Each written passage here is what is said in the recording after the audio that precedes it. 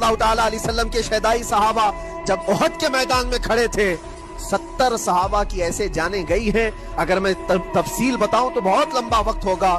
ایک صحابی ہیں حضرت انس بن نزیر, پورے جسم میں ایک انگلی کے علاوہ کچھ نہیں ملا, کچھ نہیں ملا. شہادت کی ایک انگلی سے ان کو پہچانا گیا. حضرت سعد بن ربیع, یہ ایسے صحابی ہیں جن کا پیٹ پورا پھاڑ دیا گیا تھا اور 12 نیزے مارے گئے تھے. وہ سید الشہداء امیر حمزہ بھی تو اسی احد کے میدان میں شہید ہوئے, جن کو بھالے سے مارا گیا اور چیر کر کے ان کا کلیجہ چبایا گیا تھا. عبداللہ بن جہش اسی میدان میں انتقال کیے ہیں, جن کے جسم کے 80 ٹکڑے کر دیے گئے تھے اور ہر ٹکڑے کا ہار بنا کر ظالموں نے پہنا تھا, ہار بنا لیا تھا جسموں کے. یہ سارے منظر احد کے میدان میں ہوئے. اور کون سے ایمان والے؟ وہ رسول اللہ کی اقتداء میں نماز پڑھنے والے, حضور پاک کے چہرے انور کو دیکھنے والے.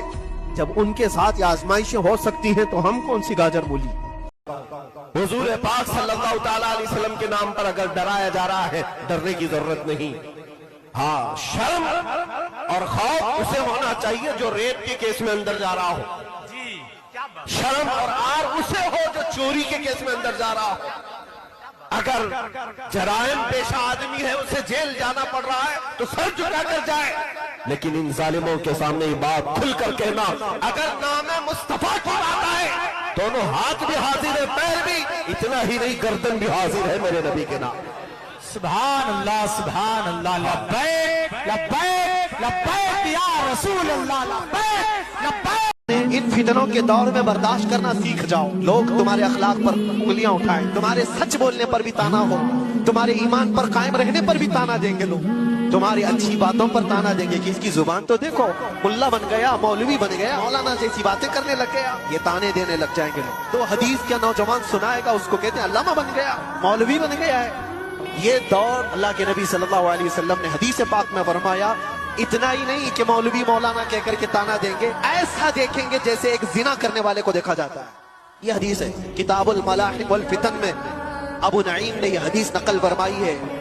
اس لیے میرے عزیزوں, اس دور کا مقابلہ کرنے کے لیے اس دور کے چیلنجز کو آپ کو بتانا یہ ضروری تھا. میں نے بتایا اس دور میں اللہ کے نبی نے یہ بھی فرمایا, جو محفوظ رہ سکتا ہے وہ کون ہے؟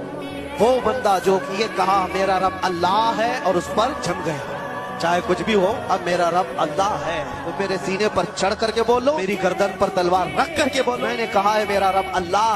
سب سے بڑے عالم جس کی پیروی میں یہ لوگ پوری آسمان زمین سے, زمین آسمان سے ملاتے, شیخ ابن تیمیہ.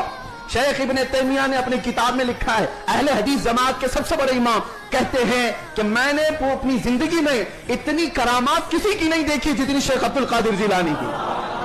ارے تمہارے گھر سے بھی بات آ رہی ہے میرے غوث کی, ہر گھر سے بات آ رہی ہے. کیوں؟ اس لیے کہ سورج نکلتا ہے تو سب کو پتا چلی جاتا ہے, سب کو پتا چلتا ہے. اچھے خاصے لوگ بھی بول پڑتے ہیں کہ دن ہو چکا ہے, دن ہو چکا ہے. سورج سے دشمنی ہے تو ٹھیک ہے, لیکن بولنا تو پڑے گا کہ دن نکلا ہوا ہے, دن نکلا ہوا ہے. غوث پاک کی کرامات ایسی ہیں جیسے سورج نکلا ہوا ہے. وہابی جماعت کے سب